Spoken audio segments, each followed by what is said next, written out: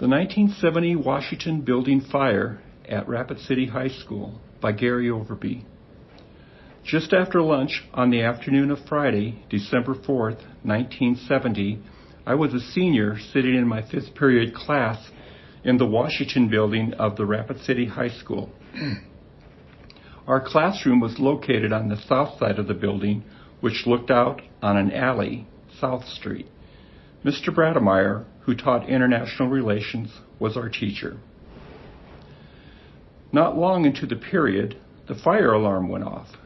There were two doors on the west side of the Washington building that exited to the 7th Street.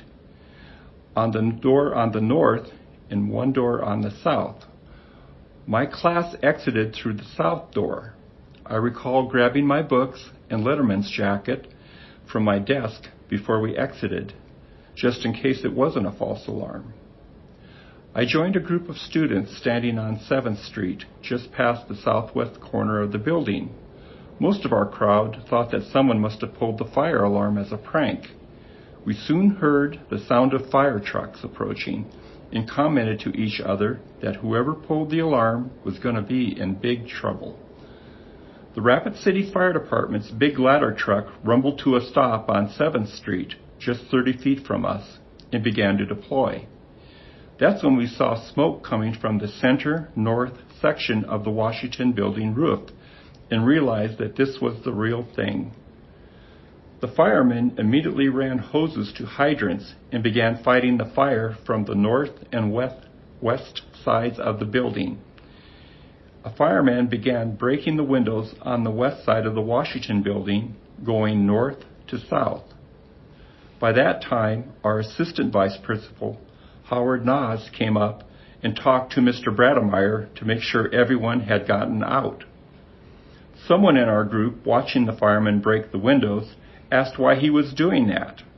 An adult standing nearby replied that the fireman was venting the building to lessen the buildup of heat and smoke. Right after that, and while the fireman was rounding the southwest corner of the building to break the windows on the south side of the building, he was called back to the ladder truck to help with some kind of equipment problem they were having. I learned later that it was a coupling problem with the hoses and hydrants. Several of us asked Mr. Nas if we could finish the job the firemen had started.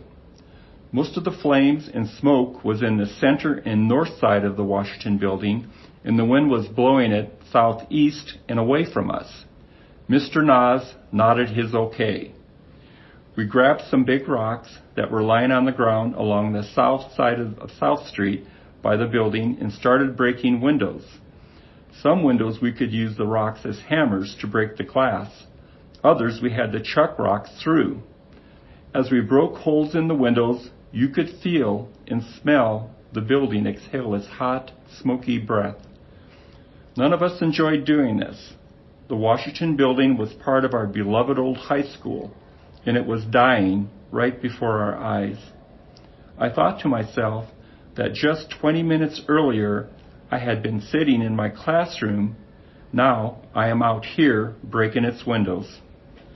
The task only took a few minutes as we leapfrogged along the southern side of the building.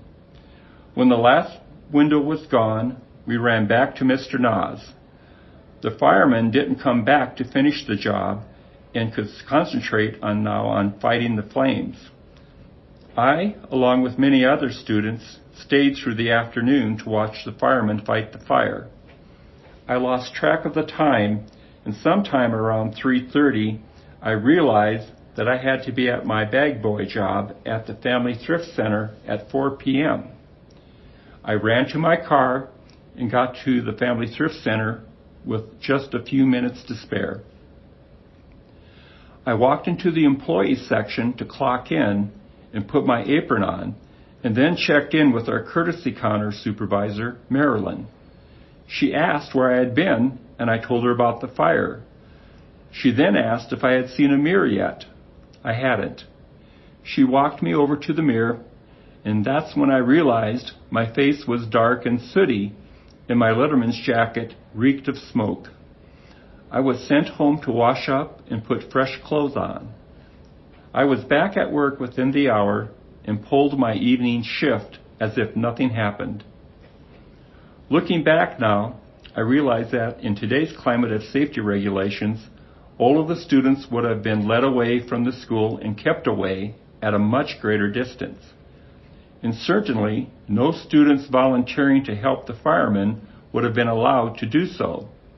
But those were simpler times, and most community members felt an obligation to help out whenever and however needed. I mourned the loss of the Washington building and the eventual demolition of the Coolidge building. Not only did they serve generations of Rapid City's kids well, but the buildings had served our nation as President Calvin Coolidge's summer White House in 1927. They deserved a much kinder fate than they received.